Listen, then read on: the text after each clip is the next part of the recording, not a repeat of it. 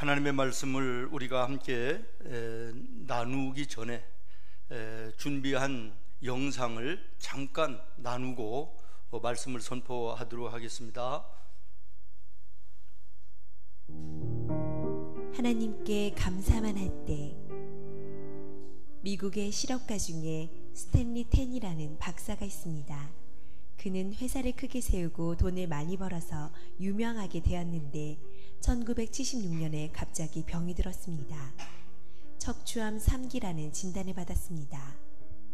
당시 척추암은 수술로도 약물로도 고치기 힘든 병이었습니다. 이 사실이 알려지자 사람들은 그가 절망 가운데 곧 죽을 것이라고 생각하였는데, 몇 달 후에 그가 병상에서 자리를 툭툭 털고 일어나 다시 출근했습니다. 사람들은 깜짝 놀라서 "아니, 어떻게 병이 낫게 된 것입니까?" 하고 물었습니다. 그러자 스탠리 텐은 네, 전 하나님 앞에 감사만 했습니다. 그랬더니 병이 다 나았습니다. 하고 대답하였습니다. 전 이렇게 기도했습니다. 하나님, 병들게 된 것도 감사합니다. 병들어 죽게 되어도 감사합니다. 하나님, 저는 죽음 앞에서 하나님께 감사할 것밖에 없습니다. 살려주시면 살고 죽으라면 죽겠습니다. 하나님, 무조건 감사합니다. 매 순간마다 감사하고 감사했더니 암세포는 없어졌고 건강을 되찾게 되었습니다. 그가 다시 회복하게 된 것은 감사 때문이었습니다. 요즘 미국의 정신병원에서는 우울증 환자들을 치료하기 위해서 약물 치료보다는 소위 감사치유법을 더 많이 사용한다고 합니다. 환자들로 하여금 자신의 삶에서 감사한 일들은 무엇일까를 찾아내게 하고 감사를 회복하도록 돕는 것입니다. 그런데 놀랍게도 약물 치료보다도 이 감사치유법이 훨씬 더 효과가 탁월하다는 것입니다. 이 감사치료법은 단지 정신과적인 치료에만 효과가 있는 것이 아니라 스탠리 텐의 경우와 같이 육체의 질병에도 대단한 효과가 있다고 합니다. 일본 해군 장교인 가와가미 기이지 씨는 2차 세계대전이 끝난 후 고향에 돌아오고 나서 하루하루 사는 것이 짜증이 났고 불평불만이 쌓여져 갔습니다. 결국 그는 전신이 굳어져 조금도 움직일 수 없는 불치병에 걸리고 말았습니다. 그때 그는 정신치료가인 후지다 씨를 만나게 되었습니다. 후지다 씨는 그에게 "매일 밤 감사합니다 라는 말을 10,000번씩 하세요 라고 처방했습니다. 기이지 씨는 자리에 누운 채로 매일 밤 계속해서 감사합니다 라는 말만 계속했습니다. 매일 감사합니다를 했기 때문에 감사가 몸에 배어있게 되었습니다. 어느 날 아들이 2개의 감을 사와서 "아버지, 감을 잡수세요 라고 말했는데, 그때 아들에게 감사합니다라고 말하면서 손을 내밀었는데 신기하게도 손이 움직였고 차츰 뻣뻣하게 굳어져 있었던 목도 움직여지게 되었습니다. 말로만 하던 감사가 실제 감사가 되었고 불치병도 깨끗이 낫게 한 것입니다. 사람의 병은 대부분 스트레스에서 옵니다. 스트레스의 원인은 마음의 상처와 부정적인 생각입니다. 그래서 감사의 마음을 가지면 모든 스트레스와 병을 이길 수 있습니다. 세계 최고의 암 전문 병원인 미국 텍사스 주립대 MD 앤더슨 암센터에 31년간 봉사한 김의신 박사는 신앙이 암 치료에 실제적인 효과가 있다고 소개하면서 교회 성가대원들과 일반인들을 비교해보니 성가대원들의 면역세포 수가 일반인보다 몇십 배도 아닌 무려 1000배나 많은 것으로 측정되었다고 합니다. 감사로 찬양하고 사는 것이 그만큼 건강에 유익하다는 것입니다. 감사는 스트레스를 완화시키고 면역계를 강화하며 에너지를 높이고 치유를 촉진합니다. 감사는 정서에 좋은 반응을 일으켜 혈압을 떨어뜨리고 소화작용을 촉진한다고 합니다. 1998년 미국 듀크 대학병원의 해로드 퀘니이와 데이비드 라슨 두 의사가 실험 연구한 결과에 의하면 매주 교회에 나와 찬양하고 감사하며 예배를 드리는 사람들은 그렇지 않은 사람보다 평균 7년이 더 오래 산다는 사실을 밝혀냈습니다. 존 헨리 박사도 감사는 최고의 황엄제요, 해독제요, 방부제이다라고 말했습니다. 감기약보다 더 대단한 효능을 가진 것이 감사약입니다. 우리가 기뻐하며 감사하면 우리 신체의 면역체계를 강화시켜준다고 합니다. 매일 감기약이 아니라 감사약을 먹어야 합니다. 우리가 1분간 기뻐하여 웃고 감사하면 우리 신체에 24시간의 면역체가 생기고, 우리가 1분간 화를 내면 6시간 동안의 면역체계가 떨어진다고 말합니다. 그러므로 매일 기뻐하고 감사하며 감사약을 먹으면 몸과 마음의 건강을 잘 유지할 수가 있습니다. 탈무드에도 보면 세상에서 가장 사랑받는 사람은 모든 사람을 칭찬하는 사람이요, 가장 행복한 사람은 감사하는 사람이다라고 말하고 있습니다. 그러므로 건강을 유지하기 위하여 항상 감사하는 우리 모두가 되기를 바랍니다.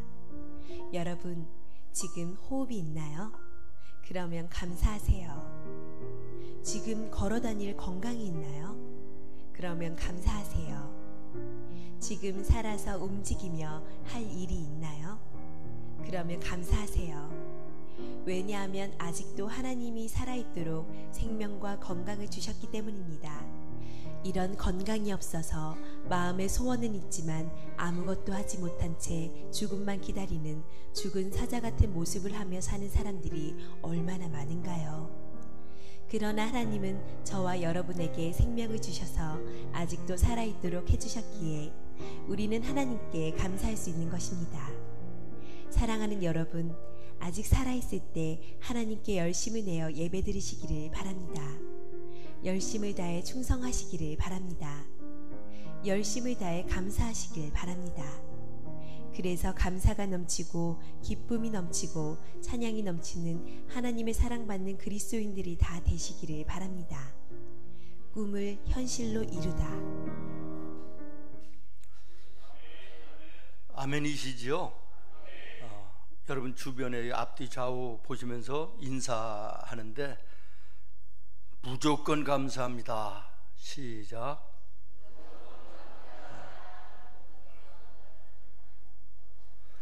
여러분과 함께 이렇게 예배할 수 있음이 얼마나 감사한지 모르겠습니다. 지난주에 우리 김정윤 장로님이 저에게 보내주신 그 글, 저 혼자만 보기가 그렇다, 그래서 오늘 우리 성도들과 함께 나눠야 되겠다, 그래서 여러분들에게 들려드렸는데 감사하시죠?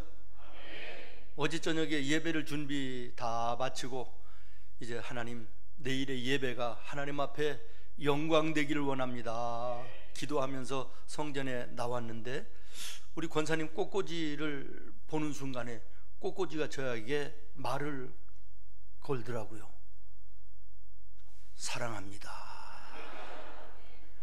축복합니다, 감사합니다, 이렇게 말하는 것이 들리는 것 같아요. 여러분 한번 보십시오. 그렇지 않습니까? 사랑합니다, 축복합니다, 감사합니다. 이런 나와 여러분의 삶이 되기를 예수님의 이름으로 축원합니다. 벌써 이번 주 목요일이 추석입니다. 추석은 다른 말로 얘기하면 우리나라의 추수감사절이죠. 그리고 이 추석, 그러면 옛날부터 내려오는 덕담 같은 말 있지 않습니까? 더도 말고 덜도 말고 뭐만 같으라? 한가위 추석만 같으라. 다시 말하면 추석은 풍성하고 넉넉하다라고 하는 그런 말입니다. 그런데 과연 올해의 추석이 그런 추석일까? 저 오랜 세월을 살지는 않았습니다만은 제 생애 속에 2020년도의 추석 최악의 추석이 아닌가, 이런 생각을 합니다. 설명할 이유도 없지 않습니까? 그러나 사랑하는 여러분, 우리가 말씀을 시작하면서 보았던 영상처럼 아무리 어렵고 힘듦의 환경 속에 우리가 있다 할지라도 감사의 조건을 찾고, 여러분들이 예배를 오랫동안 안 드리니까 감사도 이렇게 아멘도 잃어버렸잖아요. 아멘도 잊어버리신 것 같아. 감사의 조건을 찾고, 감사의 조건을 찾아서 감사하며 나아가는 것, 이것이 믿음 있는 성도들의 삶의 모습이 아닌가라는 것입니다. 그야말로 무화과 나무가 무성하지 못하고 포도나무에 열매가 없으며 감람나무에 소출이 없고 외양간에 소가 없어도 나는 여호와로 말미암아 즐거워하며 나의 구원의 하나님으로 말미암아 기뻐하리로다. 찬송하던 하박국 선지자를 우리가 바라봐야 될 것입니다. 사랑하는 여러분, 우리가 예수 믿고 구원받아서 오늘 죽어도 하나님 나라 천국에 영원토록 하나님과 함께 사는 이 구별된 축복의 백성이 됐다. 이 하나만으로도 오늘 우리는 남은 생에 감사하고 감사해도 부족하지 않겠습니까? 그럼에도 불구하고 우리는 이 구원의 감사를 잊어버리고 없는 것들만 바라보면서 원망하기도 하고 불평하는 우리의 믿음 없는 모습을 발견할 때가 많이 있습니다. 또 추석 그렇게 얘기하면 세상 살기가 바빠서 까맣게 잊어버리고 살던 고향을 생각하는 계절이기도 하고 멀어졌던 고향을 다시 한번 찾아가는 이런 계절이 추석 명절 아닙니까? 요즘에는 코로나로 인해서 정부 쪽에서도 고향을 찾아가는 것을 자제해달라라고 하는 캠페인을 벌이는가 하면 심지어는 고향을 찾아가는 것을 금합니다 라고까지 얘기하는 그런 세상을 우리가 살고 있습니다.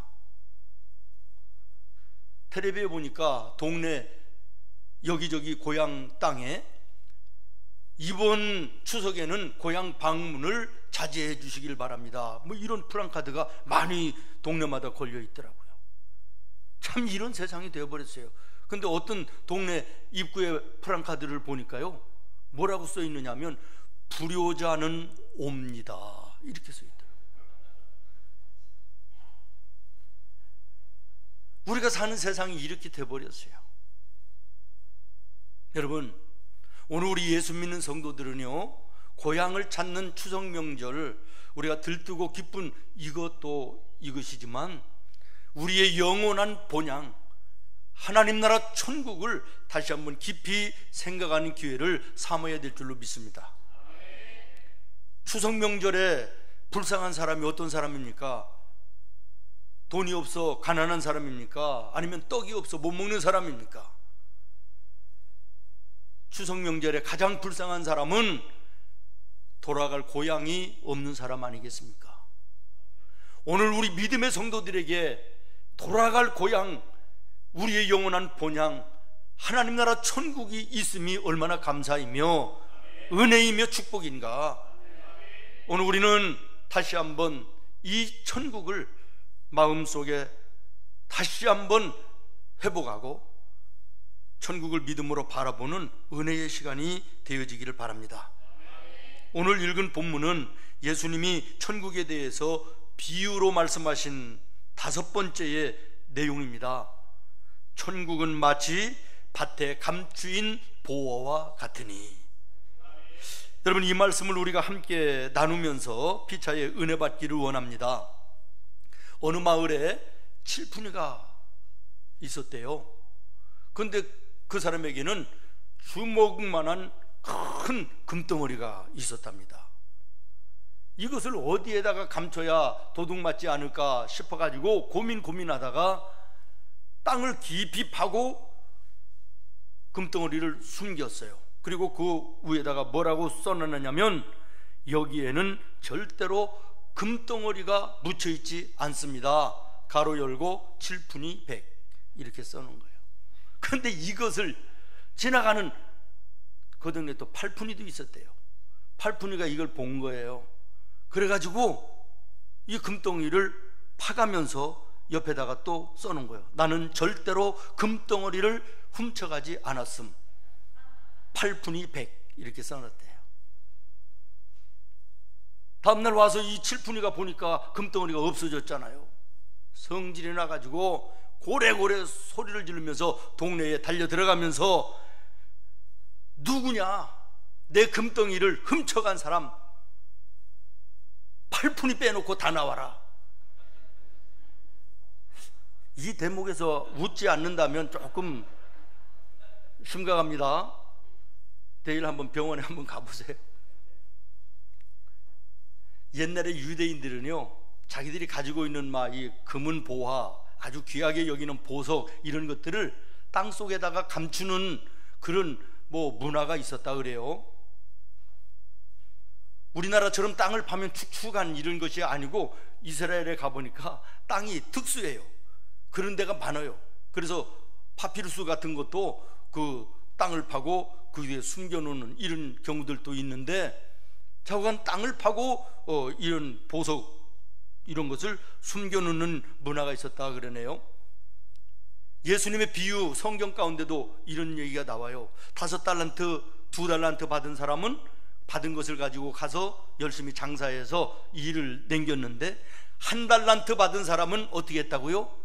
돌아가 가지고 땅을 파고 그게 묻어놨다, 이런 말씀 나오지 않아요? 유대인들은 종종 이렇게 땅 속에다가 금은 보화를 묻어놓고 숨기는데요, 금고 삼아서. 성경에도 보면 잘 알고 있는 것처럼 전쟁이 그렇게 많았어요. 그러니까 어느 날 전쟁이 일어나면 죽을 수도 있고 끌려갈 수도 있고 포로로 잡혀갈 수도 있고, 그러니까 몰래 숨겨놓은 금은 보화가 드러나지 않고 수십 년 영원토록 땅속에서 묻혀있는 경우들이 쉽지 않게 있었다, 그런 얘기예요. 그런데 어느 사람이 그 밭을 지나가다가 밭 속에, 땅 속에 숨겨있는 보화를 발견했다, 이런 얘기지요. 사랑하는 성도 여러분, 예수님은 이 비유를 통해서 우리에게 천국을 말씀하시고자 하는 것입니다. 어떤 사람이 밭에 감추어진 보화를 발견했듯이 오늘 우리도 하나님의 말씀 안에서 천국을 발견해야 되겠다라는 것이고, 그 천국을 마음에 소유할 뿐만 아니라 이 땅 위에 누리며 사는 복되고 아름다운 삶을 살으라고 하시는 하나님의 음성인 줄로 믿습니다. 그렇게 될 수 있기를 예수님의 이름으로 축원합니다. 우리가 먼저 생각할 말씀은, 여러분 한번 따라하겠습니다. 천국은 마치 밭에 감추인. 다시 말하면 천국은 아무나 쉽게 발견할 수 있는 것이 아니다, 그런 말이에요. 여러분, 오늘 말씀에 쭉 올라가서 11절 말씀을 한번 보시겠습니까? 11절 말씀. 대답하여 이르시되 천국의 비밀을 아는 것이 너희에게는 허락되었으나 그들에게는 아니 되었나니. 하나님이 사랑하시는 자, 하나님이 택하신 자, 하나님의 부름을 받은 나와 여러분에게는 이 천국의 비밀이 보여지는, 발견되어지는 은혜를 주셨지만, 교회 밖에 세상 사람들에게는 천국의 비밀을 보여주시지 않았다라는 것이에요. 아무나 천국의 비밀을 깨달아 알고 발견하는 것이 아니라고 하는 그런 말씀이 되는 것입니다. 고린도전서 1장 말씀에도 보면 십자가의 도가 멸망하는 자들에게는 미련한 것이지만 구원받는 나와 여러분에게는 뭐가 된다고요? 하나님의 능력이 됨이니라. 예수님으로 인하여 구원받는, 그래서 하나님 나라 천국을 소유하는 이 비밀이 아무개나 보여지는 것이 아니라, 찾아지는 것이 아니라 하나님이 택하신 나와 여러분 같은 구원받은 사랑하는 자들에게만 보여지시는 것이다 라는 것이에요. 발견되어지는 것이다, 그런 말이에요. 마태복음 7장에 보면요, 심지어는 교회 안에 있는 사람들에게도 예수님이 말씀하십니다. 나더러 주여 주여 하는 자마다 다 천국에 들어갈 것이 아니다. 예배당 안에 있다고 그래서 천국의 그 비밀을 깨달아 아는 모든 자가 아니라는 것이에요. 오늘 이 아침 나는 정말 하나님 나라의 천국의 비밀을 내 마음속에 깨닫고 그 천국을 소유하며 누리며 맛보며 사는 복된 삶을 살고 있는지 돌아보고 점검하는 은혜로운 아침 되기를 바랍니다. 다음에 볼 말씀은 따라하겠습니다. 보화와 같으니. 뭐 같으니? 보화와 같으니. 보화는 천국을 묘사하는 말입니다. 이 보화를 발견한 곳은 그러면 어디입니까? 밭에서 발견했다라고 말합니다. 여기서 예수님이 우리에게 말씀하시고자 하는 것은 밭은 세상이고 보화는 천국을 의미하는데, 밭을 다 팔아도 보화의 값어치를 따라갈 수 없다라고 하는 말씀입니다. 천국은 그만큼 세상에 그 무엇보다도 대신할 수 없는 귀한 가치가 있는 것임을 말씀하고 있는 것입니다. 세상 어떤 것으로도 대신할 수 없는 이 천국의 비밀을 우리가 발견하고 우리의 마음속에 누리며 산다라는 것은 이건 복 중에 복인 것입니다. 은혜 중에 은혜인 것입니다.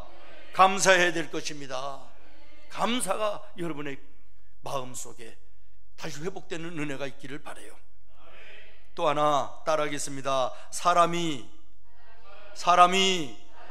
이를 발견한 후. 무슨 말이냐면 천국은 발견되어지는 것이다 라는 거예요. 믿습니까? 천국의 비밀은 감추어져 있지만 택하심을 받은 우리에게는 하나님께서 드러나게 하시는 특권을 주셨다, 그런 말이죠.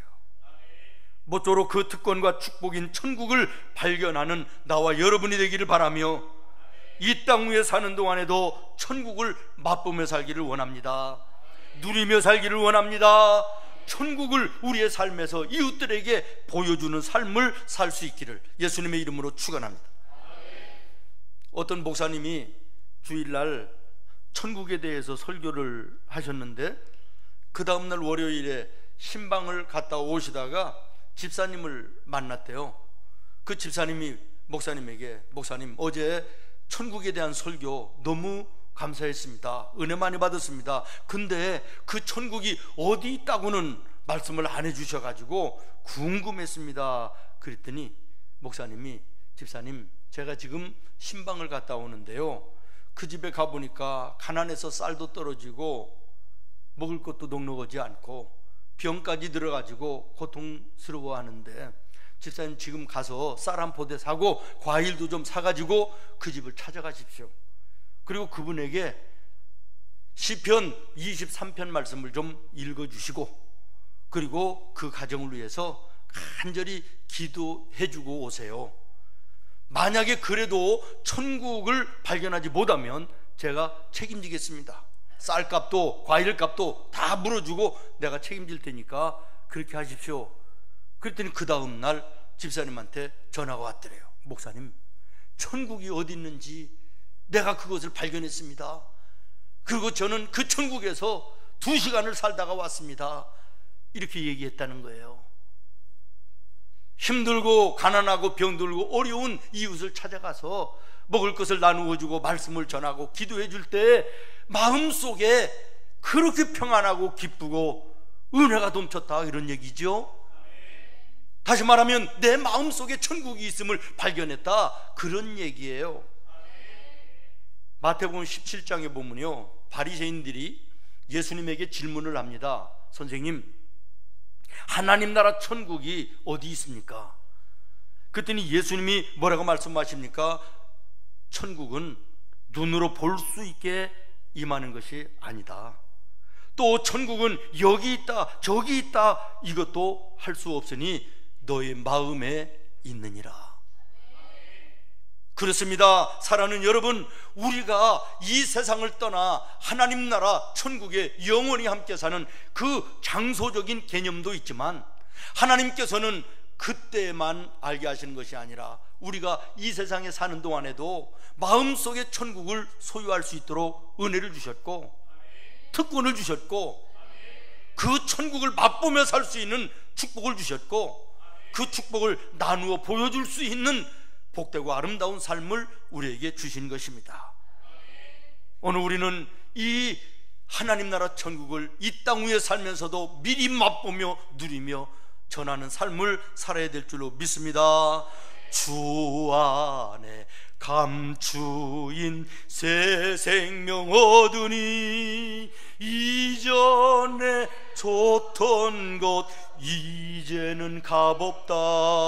하늘의 은혜와 평화를 맛보니 찬송과 기도로 주 함께 살리 영 천국을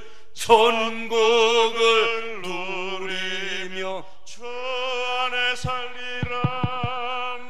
오늘도 내일도 주 함께 살리라. 할렐루야.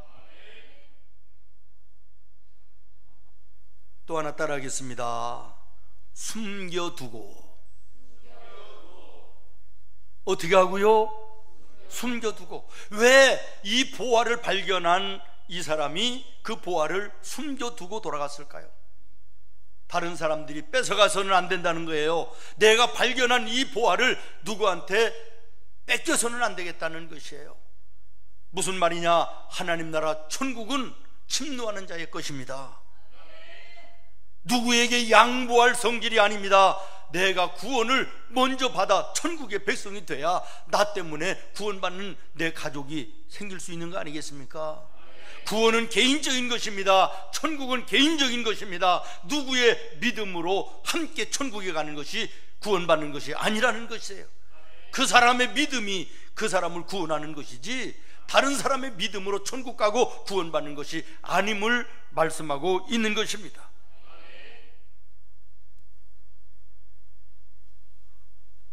우리 처남이, 막내 처남이 예수를 안 믿어요. 집에 오면 우리 집사람이 후아빠 예수 믿어야 된다, 신앙생활 시작해야지, 늘 그렇게 얘기하면 아이고 누나가 사모님인데 뭐 나를 지옥에 보내려고요, 이렇게 얘기를 해요. 우리 기쁨이가 사고 나서 하나님 나라를 보고 문병을 온 삼촌한테 삼촌 예수 믿어야 돼요. 그랬더니 야 누나가 사모님인데 설마 나를 지옥에 가게 하겠냐? 그랬더니 우리 기쁨이가 돌아누우면서 천국은 정말 있는데 그랬다는 소리를 제가 들었어요.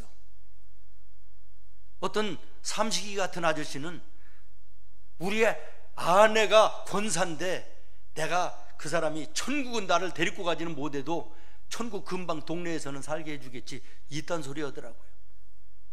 천국이면 천국이고 지옥이면 지옥이지 천국 근방이 없어요.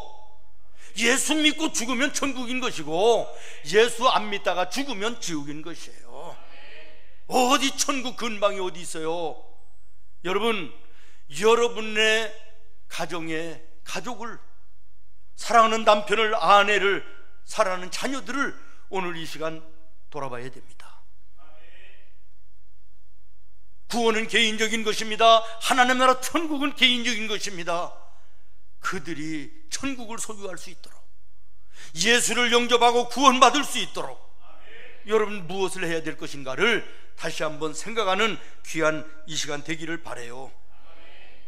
예수님께서 오늘 읽은 13장 마태복음 이 한 장에서도 오늘 읽은 본문이 5번째라고 그랬잖아요. 천국에 대해서 말씀하시는데 한 번만 천국에 대해서 말씀하셔도 되는데 오늘 읽은 본문이 5번째예요.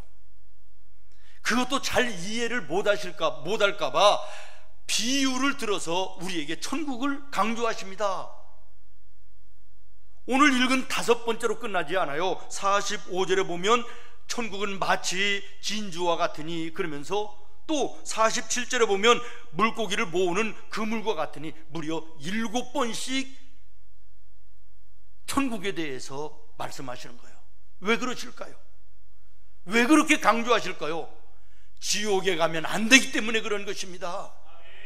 지옥은 안 되는 곳이기 때문에 그런 것입니다. 여러분, 이 안타까운 마음으로 우리에게 말씀하시는 예수님의 그 사랑의 마음을 여러분 마음에 품어야 돼요. 그리고 여러분의 예수 믿지 않는 가족을 바라봐야 되지 않습니까? 나는 오늘 죽어도 하나님 나라 천국의 영원한 영생의 축복을 누리는데 내 사랑하는 아내가, 내 남편이, 내 자식들이, 내 부모 형제가 지옥에 떨어진다면 오늘 여러분 어떻게 해야 될 것입니까? 예수님께서 천국을 이렇게 강조하십니다. 마태복음 5장 우리가 잘 아는 산상수훈에 보면 이렇게 말씀하십니다. 너의 오른 눈이 너를 범죄하게 하느냐? 눈을 빼버리라. 너의 오른손이 범죄하게 하느냐? 오른손을 잘라버리라. 내 백체 중 하나가 없어지고 온 몸이 지옥에 던져오지 않는 것이 유익하니라. 지옥은 이렇게 무서운 곳이라는 것이에요. 절대로 지옥에 가서는 안 된다는 사랑에 넘치는 우리를 향하신 주님의 음성임을 기억하시기를 바라요. 오늘 본문 쭉 내려가서 50절 말씀을 다시 한번 보십시오. 풀무불 속에 던져 넣으리니 거기서 울며 이를 갈리라. 지옥의 모습인 거예요. 뜨거운 꺼지지 않는 불 속에 던져져 그 고통과 괴로움 말할 수 없는데, 죽을래야 죽을 수 없이 영원토록 그런 고통을 겪으면서 슬피 울며 이를 가는 그런 모습이 지옥의 모습이기 때문에 거기에 가서는 안 된다는 것을 예수님은 여기에서 우리에게 강조하시는 것입니다. 오늘 우리는 예수 믿고 구원받아 천국의 백성이 된 것으로 끝나지 마시고, 내 사랑하는 남편이, 내 사랑하는 아내가, 내 사랑하는 자식들이, 부모 형제가 오늘 이 세상의 마지막이 오고 이 세상을 떠나게 될 때 영원한 그 지옥에 들어간다고 하는 이 사실 앞에 오늘 우리는 깨어 일어나야 될 줄로 믿습니다. 특단의 결단과 하나님 앞에 무릎 꿇음이 있어야 될 줄로 믿습니다. 마지막으로 생각할 말씀인데, 기뻐하며 돌아가서 자기의 소유를 다 팔아 그 밭을 사느니라. 여러분 다시 한번 따라하겠습니다. 기뻐하며 돌아가서 자기의 소유를 다 팔아. 다 팔아가 아니라 다 팔아 그 밭을 사느니라. 아멘. 이 천국을 소유하고 누리는 삶을 위해서라면 세상의 그 어떤 대가를 지불하고서라도 포기해서는 안 된다라고 하는 말씀이에요. 믿습니까?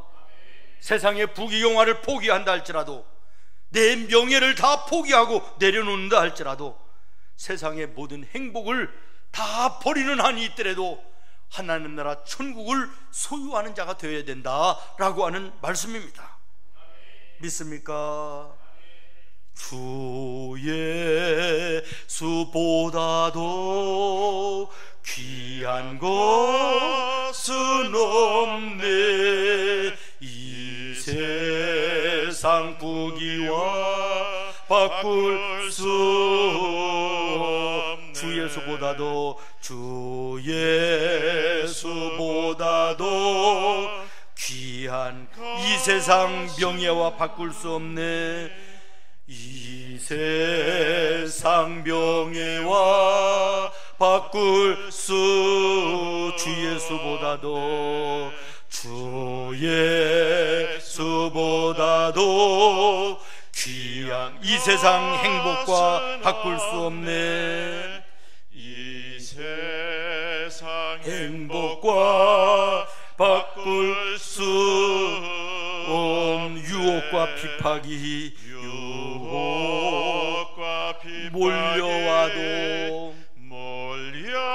주 섬기는 내 마음 변치 않아. 주 섬기는 내 마음 변치 않아. 세상 즐거움 다 버리고, 세상 즐거움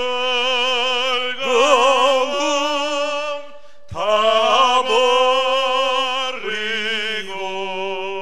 세상 자랑 다 버렸네.